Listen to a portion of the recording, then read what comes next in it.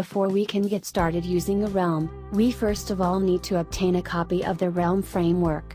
And therefore, the easiest way is to go to the realm.io website, and here on the products menu item, we select the Realm database. And once we did that, we can pick our language, which of course is Swift in our case. So once I did that, I can use this nice little button here to download the latest version of the Realm framework. And as you can see currently, we are at Realm version 3.0. This might change depending on when you're watching this, and you might see a newer version number here already. So, go ahead and download the Realm framework for Swift, and once you did that, you will have this nice little folder in your downloads folder or wherever you save that.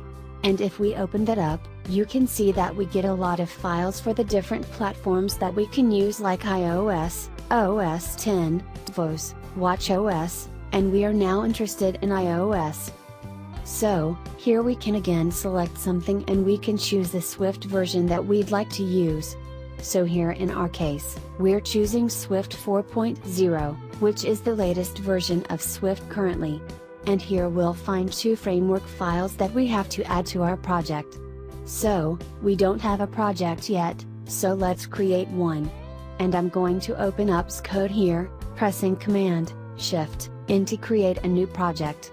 And I'm selecting a simple single view application here, calling it Realm Project, and save that on my desktop.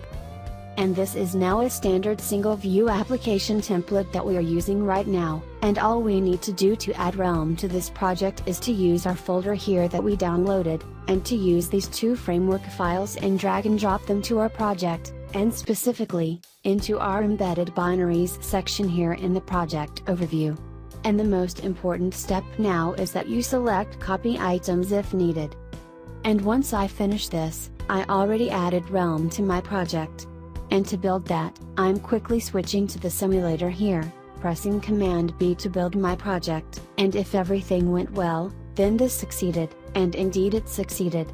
So, we have added Realm to our project successfully. And if we were to upload this application now, which doesn't make a lot of sense at the moment, but if we wanted to do that, then there is one last step that we have to take. So, if we open up the documentation here, again, from Realm, and there's the installation section.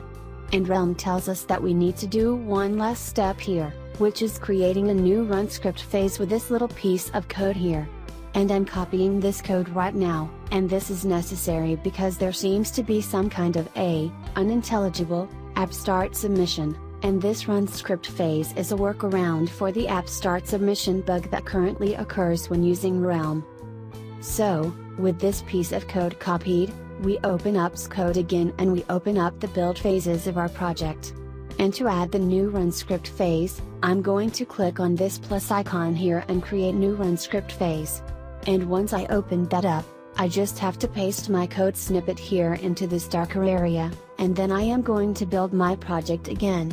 And we're set, and we could even upload this project to the App Store, which, as I said, doesn't make any sense because there is nothing in this project yet.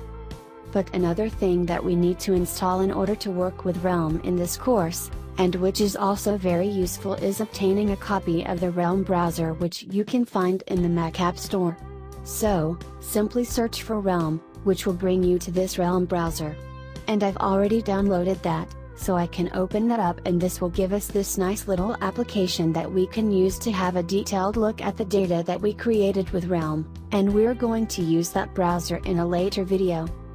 So, these are all the things that you need to install, and you've seen that the installation process is really straightforward.